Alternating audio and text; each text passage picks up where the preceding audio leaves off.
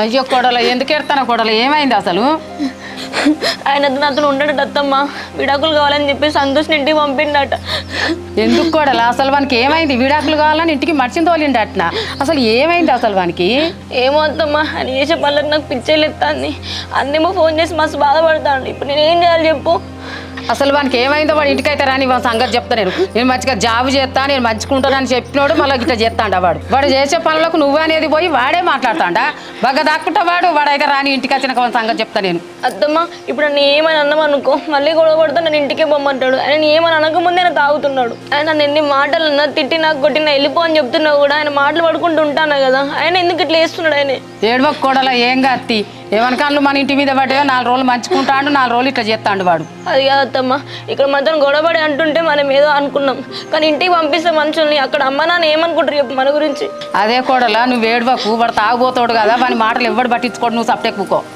అయ్యో అత్తమ్మ, మీకు ఎట్లా చెప్పాలి? తప్పంతా నాదే అత్తమ్మ, ఆయన ఏమనకండి. ఆయన ఏం చేస్తాడో అది చూసుకుంటుంటే ఇక. ఏందే కూడా గట్లా అంటాను? వాడు వచ్చినాక నచ్చ చెప్దాం తీ, నువ్వు ఏడవకు. లేదత్తమ్మ, ఆయన మాటలు మీరు వింటున్నారు కదా, నేను లేకపోతేనే ప్రశాంతంగా ఉంటాడట, నేను ఉంటేనే అన్ని ప్రాబ్లమ్స్ అట. ఆయన చెప్పినట్టు ఇంటే ఇక ఆయన ప్రశాంతత కంటే ఇంకేం ఇంపార్టెంట్ ఉంది? వెళ్తే ఇక. ఎటుపోతావు బిడ్డ, వాని మాటలు పట్టించుకోకు, నువ్వు ఎల్లకాలం మీరు మంచిగా కలిసి ఉండాలి బిడ్డ, ఏడికి పోవద్దు. అత్తమ్మ, ఈ గొడవలు తాగేసి వచ్చుడు, ఇష్టం ఉన్నట్టు అనుడు, ఇవన్నీ భరించలేను అత్తమ్మ. ఇక ఆయనకి ఇష్టం ఉన్నట్టు చేసుకొని ఇక ఆయనకి నచ్చినట్టే చేస్తా. ఇక ఆయన సంతోషంగా నాకు ఇంపార్టెంట్ ఏం లేదత్తమ్మ. నేను ఉంటే నాకు ప్రాబ్లం కదా, నేను వెళ్ళిపోతే సంతోషంగా ఉంటాడట, వెళ్ళిపోతా. గట్లా అనకూడలా, వాడు నువ్వు ఉంటేనే సంతోషంగా ఉంటాడు బిడ్డ. అన్నా ఏమైందన్నా? అక్క ఫోన్ చేసిందా? వాళ్ళిద్దరు మంచిగా ఉంటున్నారంటనా? ఎక్కడనే చెల్లి, అక్కకు నువ్వు బావకి బాగా గొడవలు అవుతున్నట్టునే, బాగా విడాకులు కావాలంటున్నట్టునే. మళ్ళా మరి ఎట్లా అన్నా? మళ్ళీ అక్క బావ ఇద్దరు మంచిగా కలిసి ఉంటారు అనుకుంటే ఈ విడాకుల గోలేందన్నా? మరి ఈ విషయం అమ్మా నాన్నకు చెప్దామా? అదేనే చెల్లి, ఈ అక్కతో నేను ఫోన్ చేసి మాట్లాడినా, ఈ నిజం చెప్దామని చెల్లి అంటే చెప్పు అని అంటుంది. చూసినావా అన్న, అక్కనే ఈ విషయాన్ని అమ్మ నాన్నకు చెప్పమన్నదంటే వాళ్ళిద్దరి మధ్యలో అస్సలే పడతలే కావచ్చు. మనం ఎన్ని రోజులు చేసిందంతా వేస్టే. ఇక ఏం చేద్దామన్నా, ఉన్న విషయం అమ్మ నాన్నకు చెప్పేద్దాం. సరే అని చెల్లి, ఇప్పుడు అమ్మ నాన్న అయితే పడుకున్నారు కదా, సాయంత్రం వాళ్ళు లేవు కానీ విషయం అయితే చెప్పేద్దాం. సరే అన్న. అరే ఇక నువ్వు చెప్పమన్నట్టే చెప్పిండ్రా శివకి అయితే, వాళ్ళు చాలా బాధపడతారా. ఏం కాదు తీరా, ఈ కొన్ని రోజులే ఉంటారు ఈ బాధ. ఆ తర్వాత ఇప్పుడు నేను పోయిన తర్వాత కూడా నాతోటే ఉన్నాను అనుకో, ఇక తెలుసు కదా నీకు ఎట్లుంటావు. ఆ తర్వాత ఇప్పుడు డైవర్స్ తీసుకుంటానన్నా అది కొంచెం దాని లైఫ్ సంతోషంగా ఉంటుందిరా.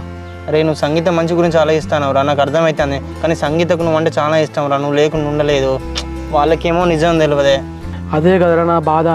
దానికి నేనంటే ఇంత ఇష్టమో నాకు తెలియదురా, నేను లేకుండా అస్సలే ఉండలేదురా.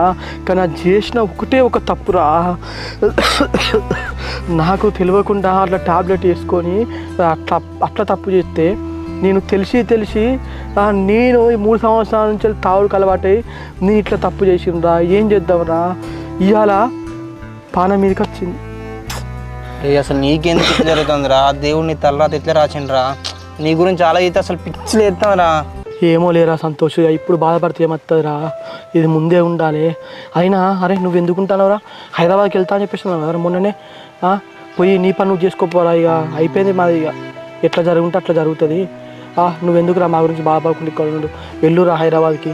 అరే నేను ఈ సిచ్యువేషన్ వదిలేసి నేను ఎట్లా పోతే చెప్పు? ఇక 4 రోజులు వర్క్ ఫ్రమ్ హోమ్ పెట్టుకున్నారా. అరే ఎట్లయినా మనం ఎల్లుండి హాస్పిటల్కి పోవాలి కదరా. అప్పుడు పోయినప్పుడు డాక్టర్తో మాట్లాడతారా, అసలు ఏమైనా ఇంప్రూవ్మెంట్ ఉందా, ఏమైనా ఛాన్స్ ఉందా అని.